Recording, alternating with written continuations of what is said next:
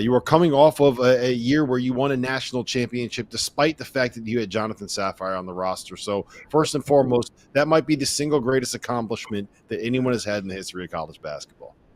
It was definitely a tall task, especially with Sapphire there for sure. Hey, are you going back for? Can you go back for the ring ceremony, whatever they have coming up? I assume they're doing something here early in the season in Gainesville. I don't think I can make it back. I think they're doing it at one of the first home games, but I think we either play that night or the next night. So unfortunately, I have to miss it. They'll have to FaceTime you and Andrew Jack. They'll have to FaceTime both of you guys. For sure.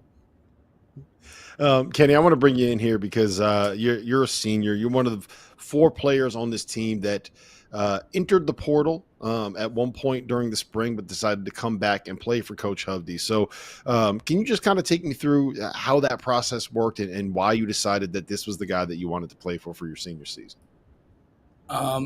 Yeah, I think like me, along with our other seniors, I think we just want to prioritize winning. And like when we met Coach Hovde, I think it was pretty apparent that that's what he was all about. So I think it was a pretty easy decision for me and also the other guys. Did he just walk in with like the net around his neck and say, "National title, baby, this is what we do"? Pretty much. No, just kidding. No, but definitely we knew that was he was all about. So it was good.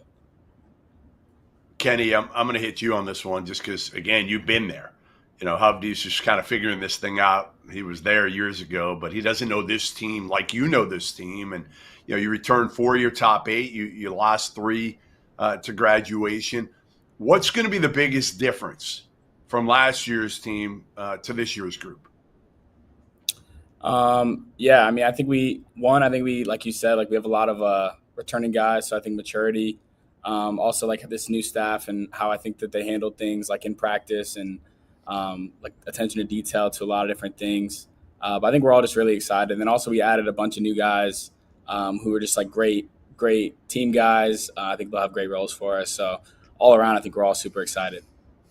What's the style going to be in terms of the difference already and how Hovde's going to play in terms of the previous staff with Jim? Yeah, I mean, I think the like focus on physical, like being physical, like being the more physical team, playing together, like that sense of like cohesion, like on defense and really just like that, I guess, attention doing that on defense and offensively, just trying to play together as much as possible and be the more physical team.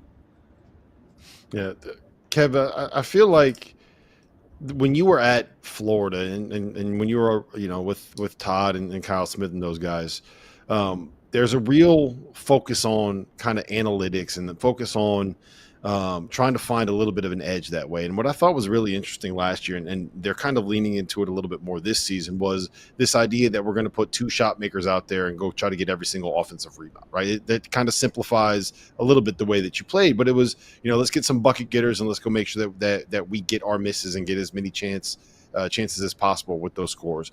Is that something that can scale down from the SEC to the Ivy League? And how can you go about replicating the way that you guys built rosters there in a conference where the blueprint for building those rosters is going to be significantly different than what you do at literally every other conference in college basketball? Yeah, for sure.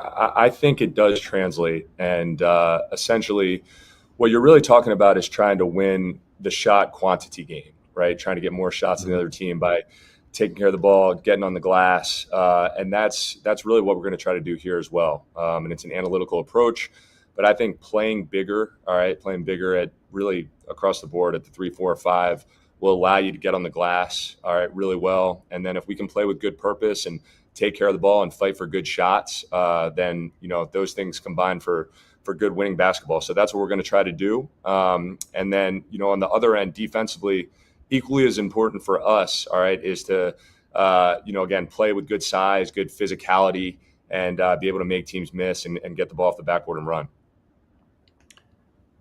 Hey, Kenny, how well do you think you know Hovde so far? Do you want to know more about Kevin Hovde? Because I have a little bit more info for you about Kevin Hovde, courtesy of one of his mentors, Kyle Smith.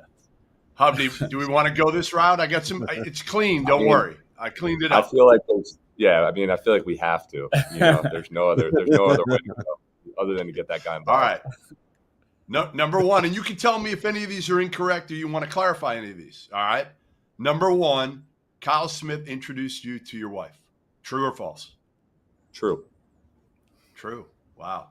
Number two. All right, you ready? You're gonna like this one, Kenny. Well, maybe you won't, but your coach once got mugged on a foreign tour. Is this true? That's also true. Also true. Can we expand on that a little bit? Like, I just like what happened? Were you okay? Like, give me the lowdown. I think we were in Italy, in Rome. This would have been the summer after my first year at Columbia. So I was young. I was at the time, I was the director of basketball operations on the trip. And there were some other people involved. Mike Magpio was also there, and Kobe Altman was also there. And those guys kind of left me. I was going back to the hotel to get a good night's sleep, by myself. And I got my cell phone stolen from me as I was waiting for the cab. And there was still like a week left on the trip. So it was very hard to direct the operations without a cell phone in Europe. All right. Number three, that you basically persuaded Kyle Smith into hiring Todd Golden on the staff at San Francisco. Basically, he said to you, like, the only way they could hire Golden was to make him the associate head coach, and that would hurt your career because it would kind of take you down a peg. And you said no problem, that you just wanted to win. I think that is true. I don't remember the exact conversation, but it was very early on. And at the time, Todd had been at Columbia for 2 years, and then at the time he was down in Auburn, all right, as an assistant in the SEC. And when we went out to San Francisco, putting the staff together, I think there was interest that Todd kind of wanted to get back out west and go work for Kyle again. And yeah, it was a no-brainer for me. I think I was like 27 at the time. And to have a chance to get Todd back, I just felt like it would make our staff the best it could be, and kind of a no-brainer for us. All right, sorry. I have this fly around me. I don't know what's going on. This fly is absolutely abusing me right now, so had to open the door. Anyway, next one, and you don't have to push back on this. I'm just going to say it. You lived in a 220-square-foot apartment that they called the Sliver. It was so narrow that you could touch both walls at the same time. Thus the nickname. Number five, if you didn't, and this one is interesting, if you didn't make it as a coach, you were going to be a mushroom farmer. I don't know if that's necessarily true, but I'm from Kennett Square, Pennsylvania, which is the mushroom capital of the world. So, a lot of my friends that I grew up with, went to high school with, are in the mushroom industry now. So it's a good backup plan for sure. You're obsessed with Fleetwood Mac cover bands. This is getting a little too deep, but yes, I like Fleetwood Mac. I like old music for sure. And yes, my wife and I have been to a few Fleetwood Mask concerts back in the Bay Area back in the day. All right, the last one, Rob, then you can get it back on the rails here. But I do think this is showing a lot of people, including your star player here, who you are, right? You're learning a lot, aren't you, Kenny, right now? I'm learning a good bit. Exactly. He's a little bit scared too. Goodman, he's a little bit scared. You see him moving a little bit out of frame. Like all of a sudden, you can't really see him anymore. All right. Kyle and Hovde used to pitch sitcom and skits to each other. Jesus, this fly. I'm going to go crazy on this damn fly. And just in case they didn't make it into coaching. That's true as well. You were supposed to take notes on these skits and probably still have the list. Kyle said the best pitch was a skit for Saturday Night Live about the creators of Snapchat. I don't even remember that, but I remember him having a lot of ideas and us spending a lot of time on things like that didn't necessarily involve basketball, but that's kind of who he is. He's outside the box. That's what made him so much fun to work with. All right, Rob, get it back on the rails. I'm sorry. Well, the fly, man. I'm gonna get this thing by the end of the show. This fly is not going to be living by the end of the show. I promise you. Oh, man. I might not be living by the end of the show at this rate, Goodman. My question, Hubby, was going to be just like, if that's the things that you're pitching to these sitcoms, I was just wondering what kind of mushrooms that you were farming over there in Kennett Square, Pennsylvania. I will say, don't answer that question. I will say, Kenny, one thing that you did hear in all of those questions was a lot of recognizable names in basketball. You heard Todd Golden, you heard Kobe Altman, you heard Kyle Smith. You heard a lot of names of a lot of people that have been very successful in this business, right? And I think we all kind of know what the coaching tree was, and we've all heard the stories about that staff that Columbia had back in the day. But what does it mean for you guys knowing that your coach is someone that has learned from all of those different people and worked with all of those different people that are very big in this business now? I mean, I think it just goes to say like he knows what it takes. I think like being around those guys and like a great coaching tree, along with like I guess very successful people, just kind of I guess like learning and then also applying, I guess, in that way. So I would say just knowing that he's been there and like you said, like national championship, a part of so many great programs. So I think just hoping that and knowing that it's going to come and that Columbia is going to be in a good spot. So. All right, one more for you, Kenny. The guys on the roster right now, who, there's a bunch of sophomores you got coming back. There's some, there's 4 seniors here that decided to enter the portal and all came back.